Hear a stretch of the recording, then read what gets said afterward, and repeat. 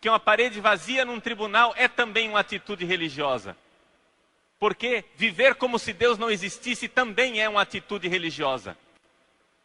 Por que impedir os cristãos desse país, de longa tradição cristã, 5 séculos de cristianismo, de manifestarem publicamente a sua religião, porque um grupelho de ateus imorais não querem ver a nossa piedade e a nossa religião, é algo simplesmente inaceitável, é algo diante do qual nós não podemos nos calar. Como pastor de almas, eu preciso dizer isto. Eu preciso dizer que não irei me calar diante de uma política do governo que quer implantar o aborto custe o que custar. Porque eu não quero carregar na minha consciência a mortandade de milhões de crianças que se seguirá a esta política genocida. Como pastor, eu devo erguer a minha voz contra um governo que quer a todo custo equiparar o casamento heterossexual, único e indissolúvel, a uma união de pessoas do mesmo sexo. Isso é uma afronta, isso é um insulto.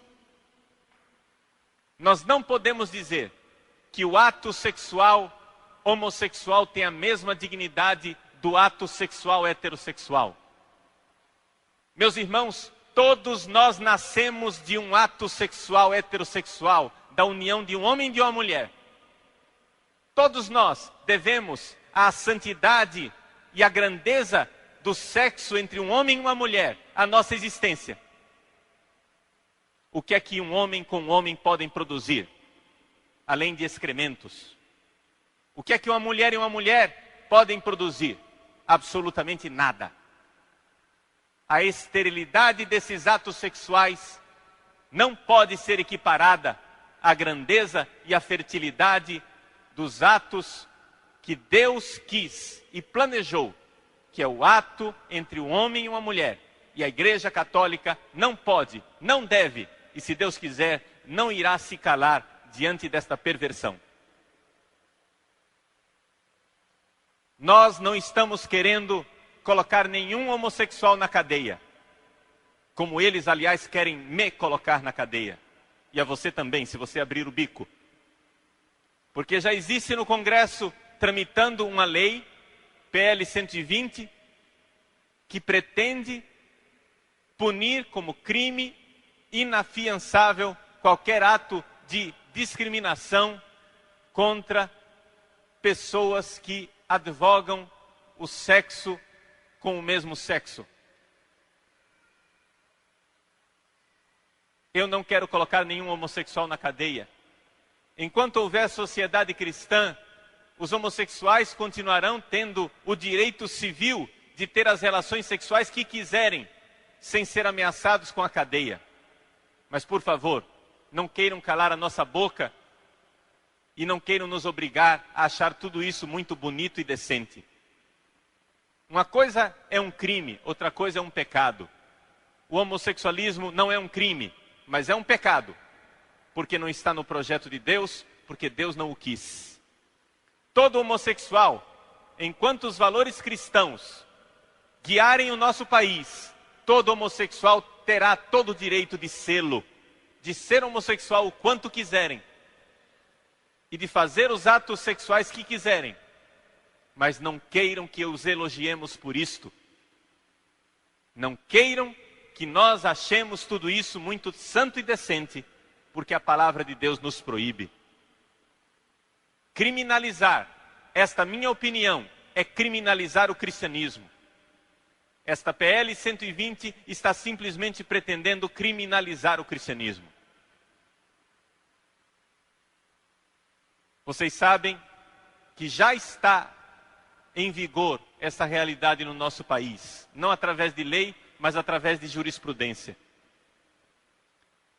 Aconteceu em Fortaleza que uma igreja evangélica pagou e colocou outdoors na cidade, cartazes com versículos bíblicos e nada mais. Os versículos da Bíblia que dizem que o homossexualismo é um pecado. Simplesmente, abre aspas, a frase da Bíblia, fecha aspas, a citação. Só isso. Um grupo de direito dos movimento dos direitos homossexuais entrou com uma ação contra esta igreja e o juiz mandou retirar os cartazes. Vocês sabem o que é isso? Isso significa que o cristianismo no nosso país já é um crime. Para alguns juízes, já é um crime.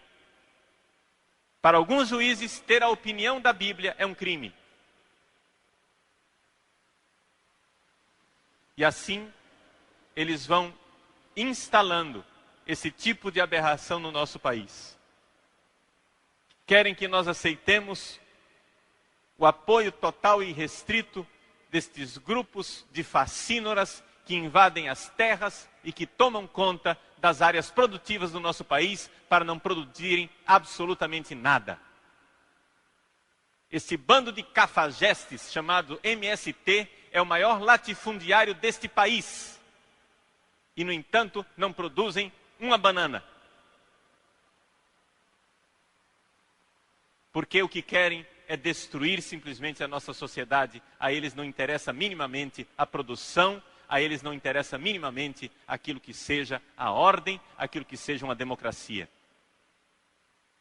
Nosso governo, que exige de todos nós todo tipo de documento para sequer comprarmos na farmácia ao lado uma cápsula de aspirina, não exige um documento sequer do MST para despejar milhões de reais nessa organização criminosa.